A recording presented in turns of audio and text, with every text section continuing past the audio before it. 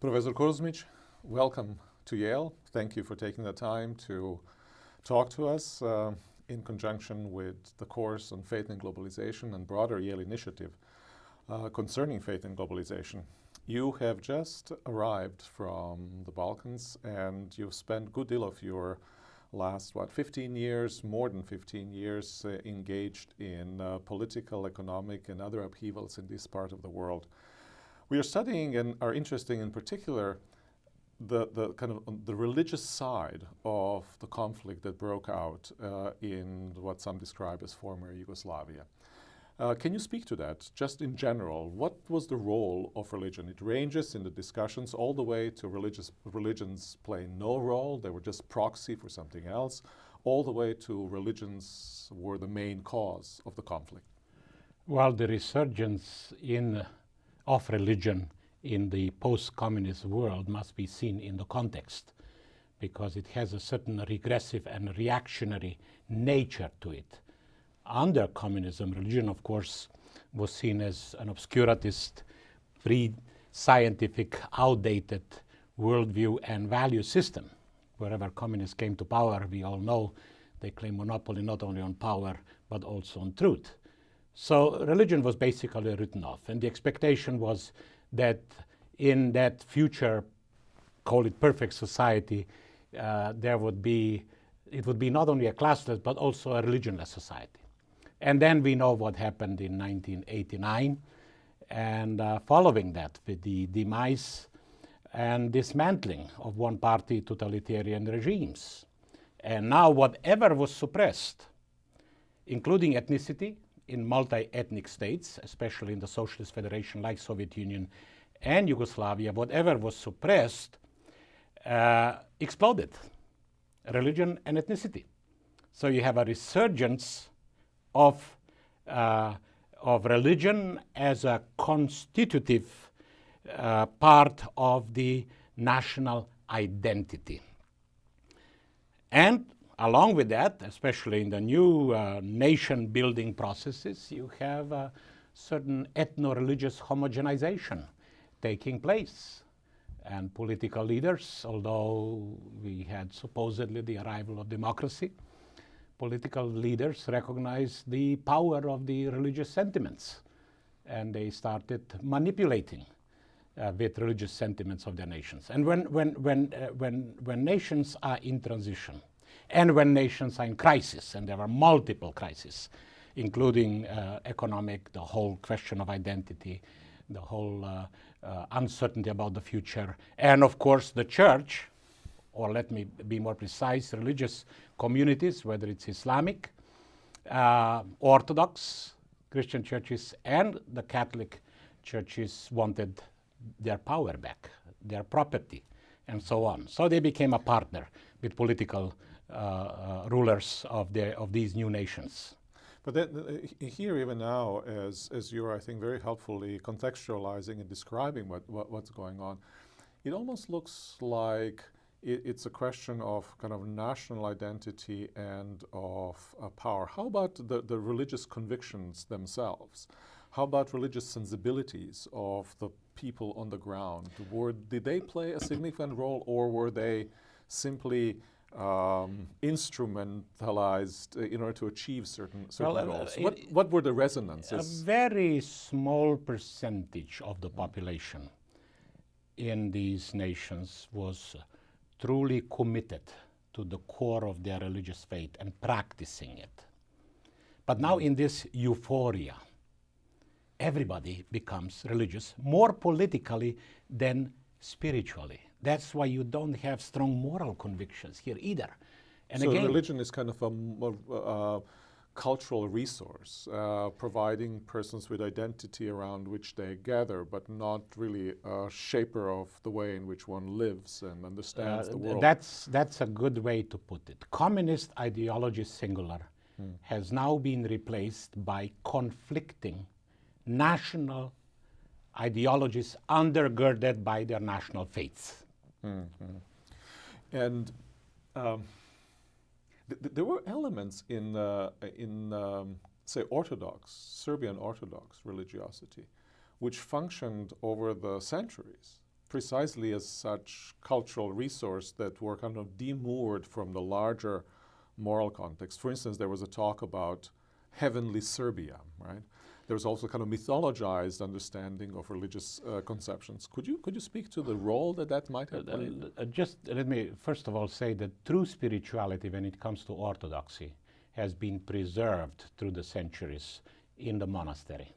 And that was in detachment away from the realities of this worldly kingdoms. Now, this sacralization of political and ethnic entities, the language, of course, says it was a sacralization. So you have a heavenly Serbia, or you have the language of the Holy Russia for centuries, and it has been resurrected again. And you know, that reminds you of Holy Crusades and Holy Inquisition. And on the other side, you had something like God and the Croats, right? Exactly. And so you have national gods. You have tribal deities. And these gods go to war against each other. And the political leaders who have sick ambitions to enlarge their territories or cleanse their territories from the others, from those who are different, of a different faith.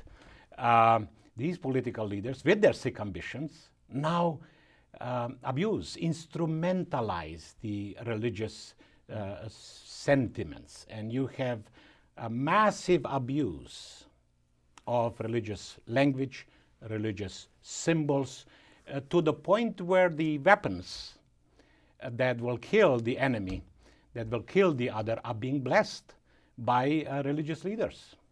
And how about the question of religious sites? All right? In many parts of the world, the existence of religious sites and tying of religious convictions to particular locales plays a significant role. And when there is a threat of loss of connection with those, understandably, maybe religious people want to preserve that which is sacred to them. In both the Orthodoxy, Eastern Orthodoxy, various national Orthodox churches, as well as in the Catholic Church, you have a strong tradition of folk religiosity.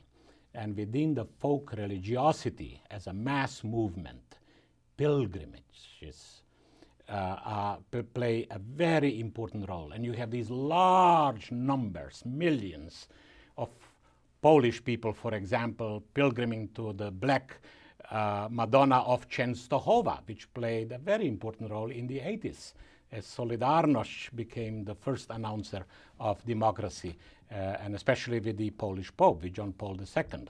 Now, in the Balkans, the history goes further back. The case in point are holy places, monasteries, great historic treasures in Kosovo that are so important to Serbian history and Serbian identity. No wonder the Serbs consider Kosovo their Jerusalem. And even that language speaks volumes. So you have the heavenly Serbia concept, and you have the mission of the leadership of that country to restore historic sites and draw upon them as an inspiration for national liberation and for shaping their new identity as a new nation state that is trying to recover its historic greatness. Now, of course, there's a lot of mythology there, but we don't have time to go into it. Now let's shift so to speak, to the other side, to the Muslims with whom Albanian Muslims, though Albanians are not exclusively Muslim, there are also some Catholic Albanians. And some Orthodox. And too. some Orthodox. And to the later war in Bosnia, which is Bosniaks who are predominantly and defined as Muslims. For the most part, these Muslims were, at least Bosniaks were, pretty thoroughly secularized. So were the Albanians, say in Kosovo. I know Kosovo better than Albania itself, although I've looked at that phenomenon and visited a number of times. One has to see that these Muslims in the Balkans are not immigrants like you find in UK or in France. They are a remnant, so to say, from the Turkish Ottoman rule of the Balkans, which lasted anywhere between 400 and 500 years, depending on what part of the Balkans you look at. And you had conversions to Islam for economic reasons in the Middle Ages. But you are right, and I guess the secularizing process imposed by communist regimes contributed that.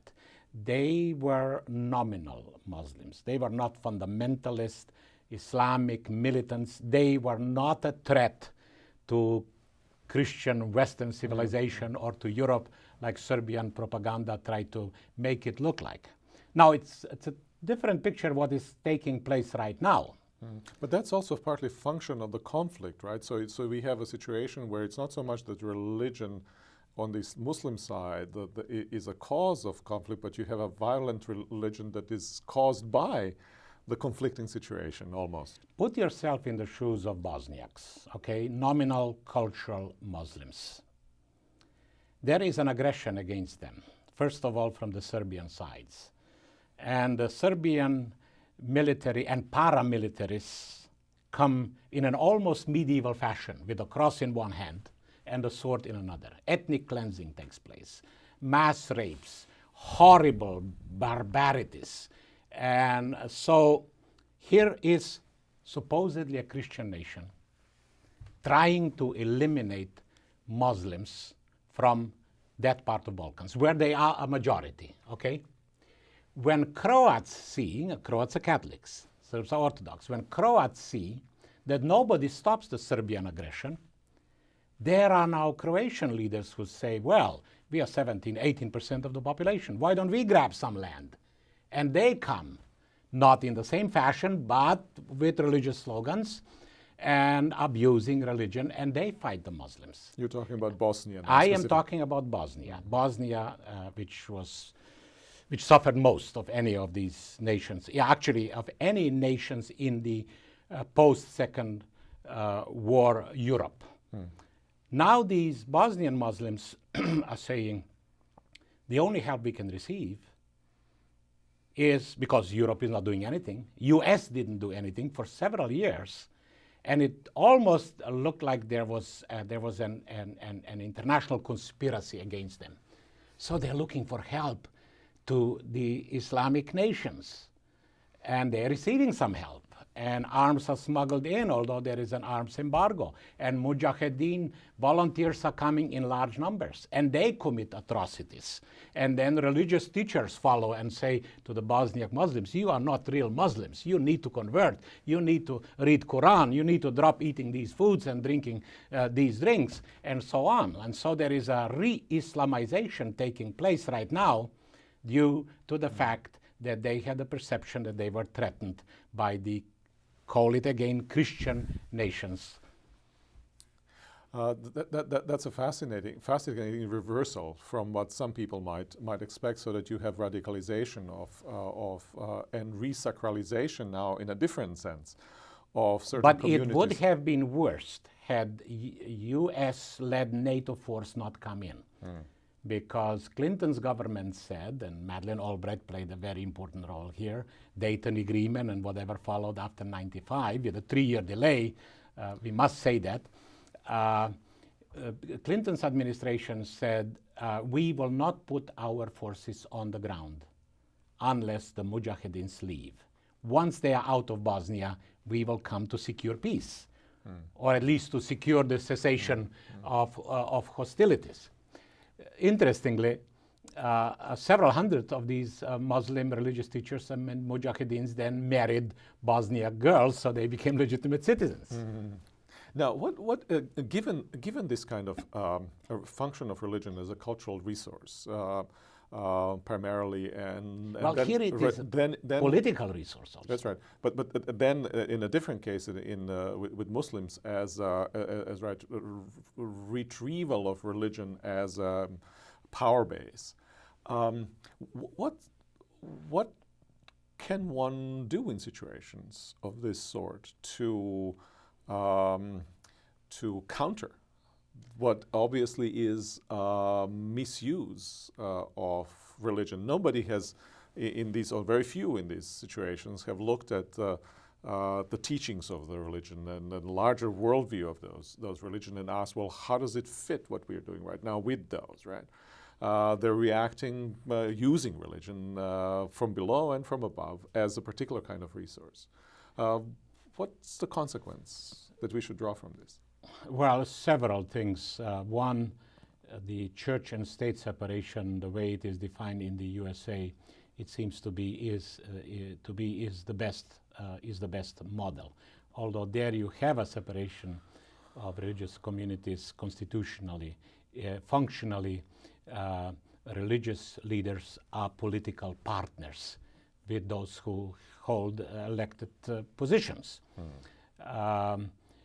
Secondly, in terms of education, we need, I know this is I may be misunderstood because I'm a Christian minister, I'm a theologian, but I'm pleading for secularization.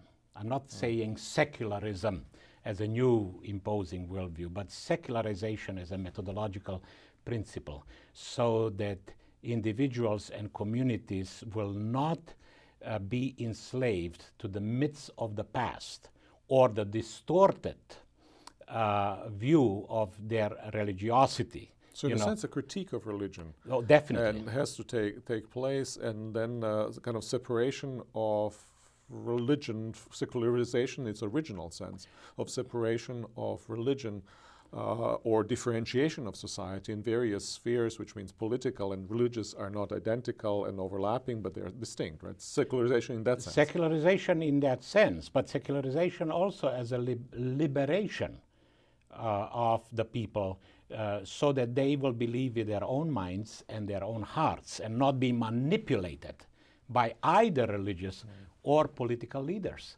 so that they will read their sacred scriptures on their own and have a kind of a hermeneutic that will discover the other side of their religion. Because when you have war, when you have violence, when you have abuse of religion for political purposes, their scriptures, whether it's the holy scriptures of the Christian faith or the Holy Quran of the Islamic faith, are read selectively. They are not interpreted in their totality. And you can, in both the Hebrew scriptures, in the Christian New Testament, as well as in the Holy Quran, you can find passages to support almost anything if you plug them out of your own context.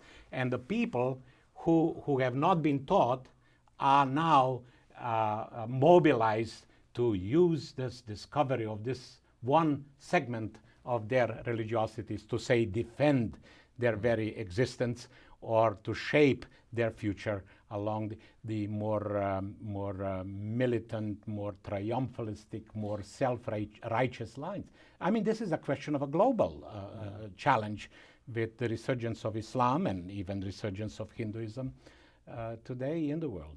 So it's, in a sense, it's a secularization in a sense of not a denial of religion in the name of irreligious and non-religious positions, but rather something like a certain critique of religion in the name of its authentic expression. So it's a kind of reformation. Yes, going to the core of your own faith, discovering what is truly precious and important in your faith. If my faith demands my commitment, then it must be worthy of my commitment. And then it deserves that I look at it carefully. What does it really teach? So there is a need for a kind of a self-critical assessment of the way religion is perceived and used and even taught. This is another factor. Religion is now being taught in public schools. Somebody needs to review those textbooks. What do those textbooks or textbooks generally about history say about the other? What do the Bosniak textbooks say about Serbs? What do the Serbian Orthodox teachers say about Turks, about Muslims, and so on?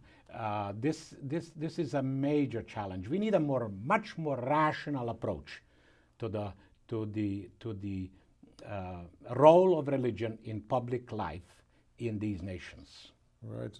So once religion is not separated from reason, once reason is returned its proper place within religiosity, and once one has returned back to sources, do you think the religions can have a positive contribution to make for peace, even though these religions may be, even as such, at odds with one another, right? They may disagree, they may have exclusive claims, or do you think they present as such a resource in a multi-ethnic, multicultural state?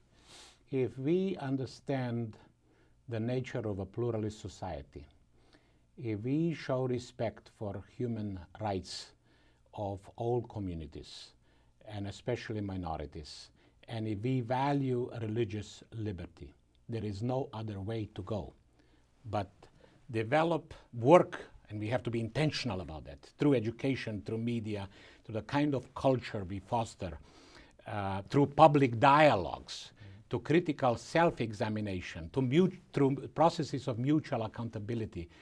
We have to work on creating a climate where everybody has the right to believe.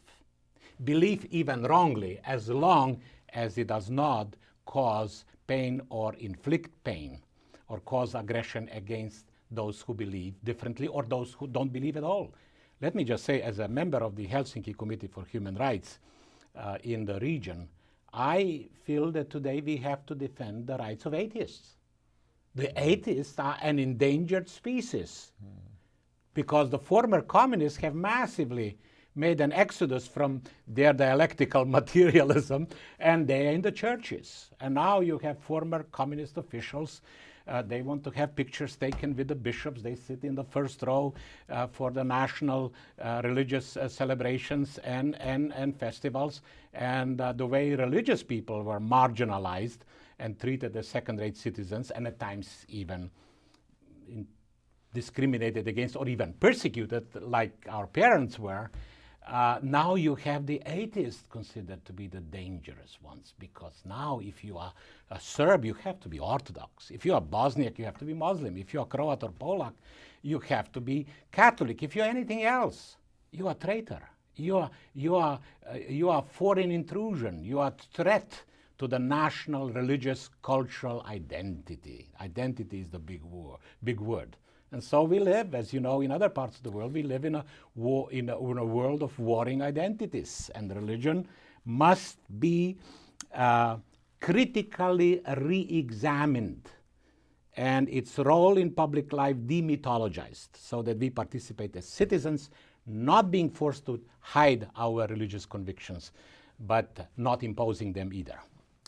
And on this challenge, note of issuing a challenge and also a note of hope, let us end our interview, and let me express my deep gratitude for taking the time. Thank you for inviting me.